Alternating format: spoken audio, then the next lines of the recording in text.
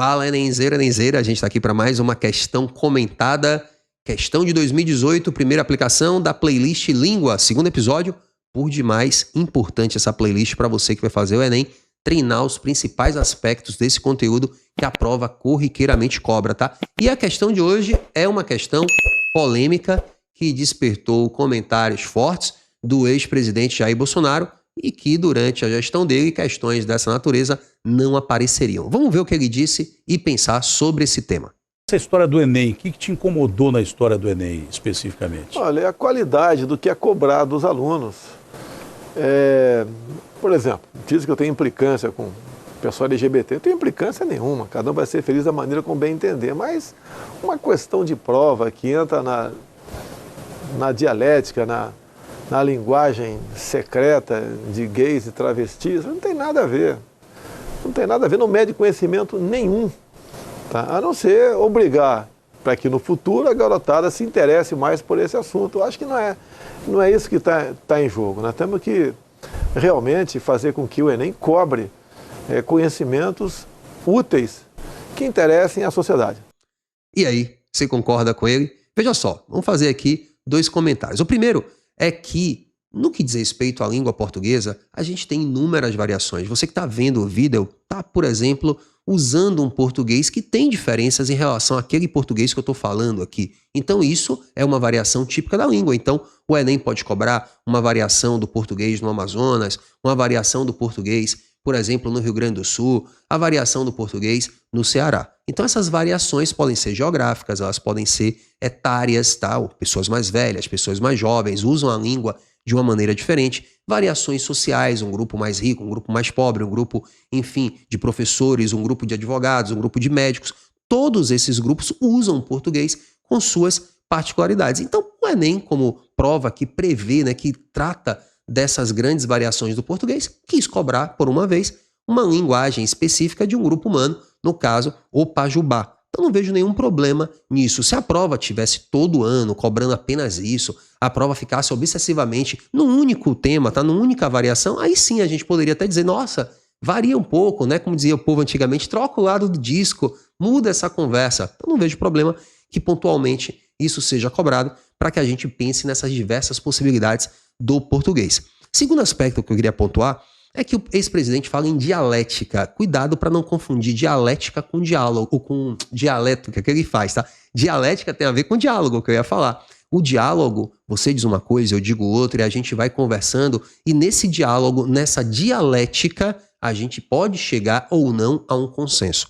Então a dialética é a contraposição de opiniões, de uma tese, de uma antitese ou antítese, para que nós cheguemos a uma síntese, tá? Dialeto é outra coisa que tem a ver com o conceito linguístico que vai ser objeto dessa questão. Vamos ver a questão. Questão, portanto, de 2018, primeira aplicação, 24,5% de acertos. Questão, portanto, aí difícil, né? A gente pode considerar. E que apareceu aqui no mediamax.com.br.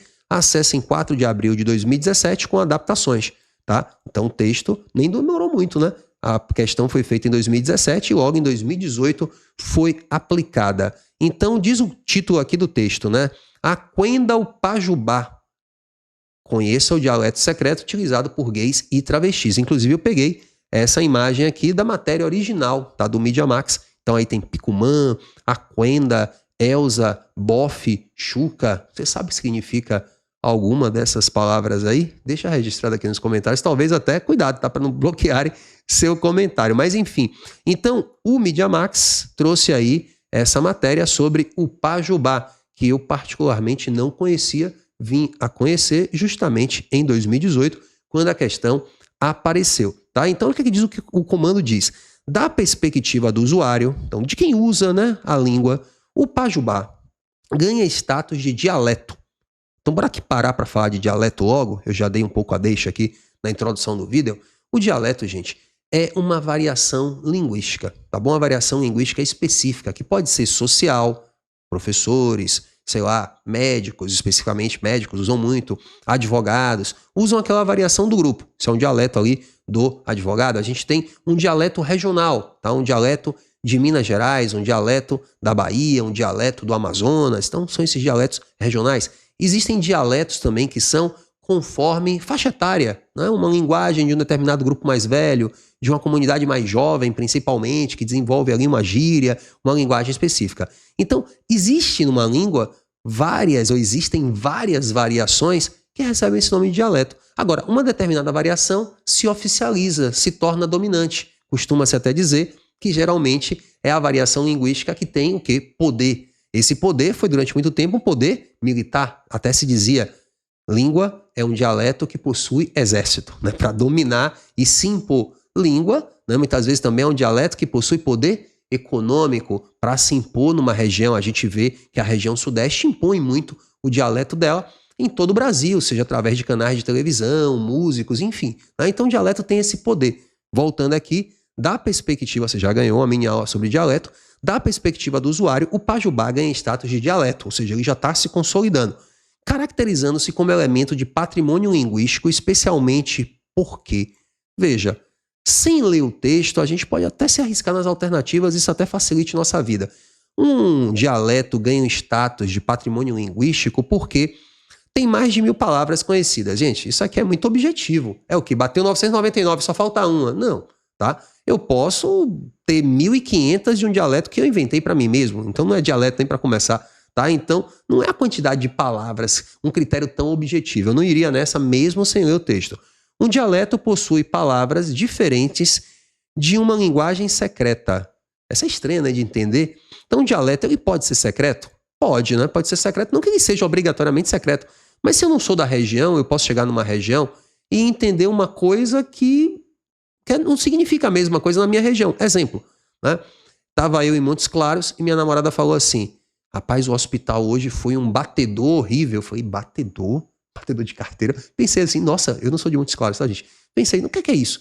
Aí ela falou, não, batedor é confusão. Eu falei, nossa, nunca ia saber que batedor é confusão. Não sei se você já ouviu essa expressão. Então, veja, para mim era secreto aquele significado. Mas não é uma obrigação do dialeto ser secreto. Pode ser uma pronúncia diferente, pode ser um sotaque, tá? E não necessariamente palavras diferentes de uma linguagem secreta ou ser secreta. Isso aqui é meio estranho de entender. Não iria nela. Ser consolidado por objetos formais de registro. Um dialeto é um patrimônio linguístico quando ele se consolida. Pô, interessante. Né? Quando ele passa a ser uma linguagem de um grupo forte. E como assim objetos formais de registro? Gente, patrimônio, lembre das aulas de sociologia, patrimônio tem a ver o quê? Com registro, tombamento, uma, entre aspas, oficialização. Um escritor que usa aquela variante linguística, né? Um determinado, podemos pensar assim, livro que vai usar aquela variante linguística. Ou então, a gente pode pensar, né, uma música que já usa aquela variante e começa a ser compreendida por um grupo específico, ou seja, está se consolidando em objetos culturais. Acho interessante a letra C em relação às duas anteriores. Não que ela seja linda, maravilhosa, nossa, era a letra C, sempre soube, não. Mas, entre A e B, né, a C parece ser a melhorzinha.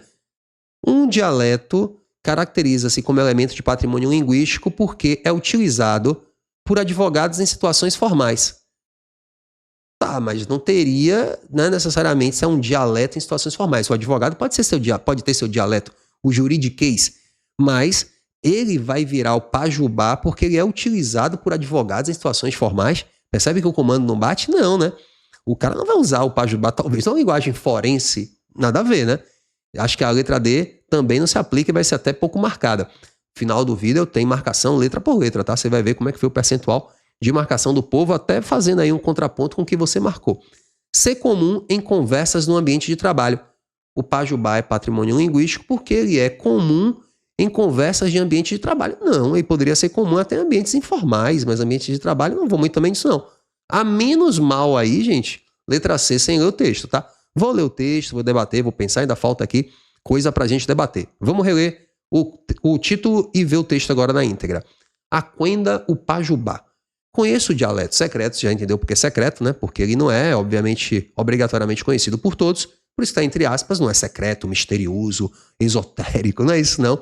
Aquenda o pajubá, conheça o dialeto secreto utilizado por gays e travestis. Com origem no Yorubá, linguagem foi adotada por travestis e ganhou a comunidade. Nhaí Amapô, não faça louca e pague meu acuê. Deixe de quê, ou de quê, senão eu puxo o teu picumã.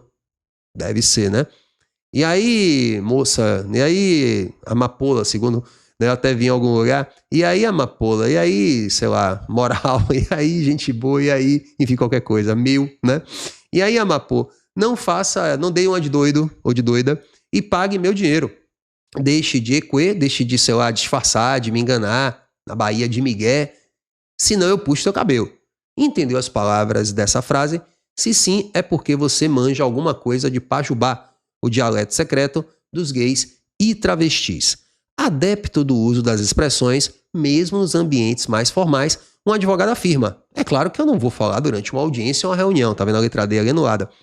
Mas na firma, com meus colegas de trabalho, eu falo de acuê o tempo inteiro. Brinca. Deixa eu subir aqui mais um pouquinho. A gente tem que ter cuidado de falar outras palavras, porque hoje o pessoal já entende, né? Tá na internet, tem até dicionário. Comenta. O dicionário a que ele se refere é o Aurélia, a dicionária da língua afiada. Olha só que coisa interessante aqui, ó. A dicionária. Então, esse dialeto está subvertendo também o gênero, né, da palavra dicionário. O dicionário vira a dicionária. Isso tem muito a ver até com isso também, essa questão da linguagem neutra, né? A Pablo, a gente fala, né? Eu vou falar Pablo Vittar.